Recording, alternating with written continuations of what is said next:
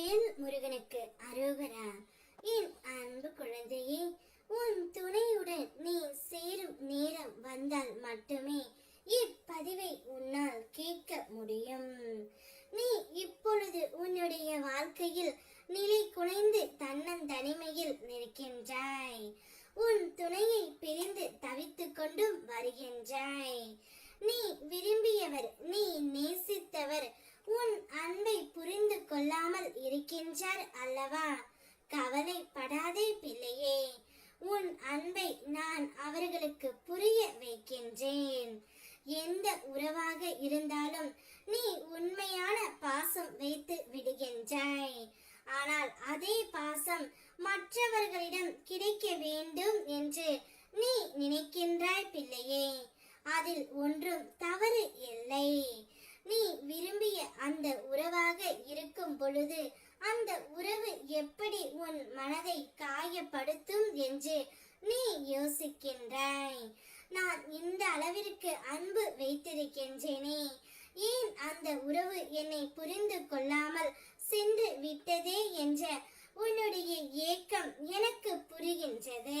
துணையின் வீட்டிற்கு சென்று உன்னுடைய அருமையை எடுத்து உரைத்து உன் துணையுடன் உன்னை நான் சேர்த்து வைப்பேன் தங்கமே. உன் துணையுடன் நீ சேரும் நேரம் வந்தால் மட்டுமே இப்பதிவை முழுமையாக உன்னால் கேட்க முடியும்.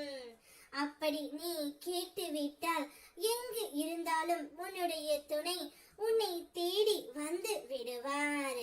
வாழ்க்கையில் உன்னை நீயே ஏமாற்றிக் கொள்கின்ற முதல் விஷயம் என்ன தெரியுமா பிள்ளையே? நீ பாசம் வைத்த அனைவரும் உன் மீது பாசம் வைத்து இருக்கிறார்கள் என்று கற்பனை செய்வது தான். ஏனென்றால் அது எனக்கே நடக்காத ஒன்று. தாராளமாக பிறர் மீது அன்பு வை. அதை திரும்ப ஒரு நாளும் எதிர்பார்க்காதே. வாழ்க்கையில் நீ யாரை வேண்டுமானாலும் நேசி.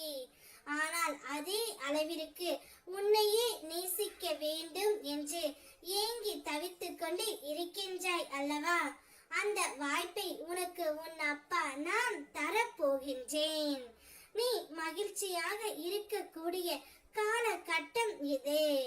நீ நேசிப்பவர்கள் யாராக இருந்தாலும் உன்னுடைய உண்மையான அன்பை நான் அவர்களுக்கு புரிய வைப்பேன். உன்னுடைய அன்பின் ஆழத்தை நான் அவர்களுக்கு எடுத்து உரைக்கப் போகின்றேன்.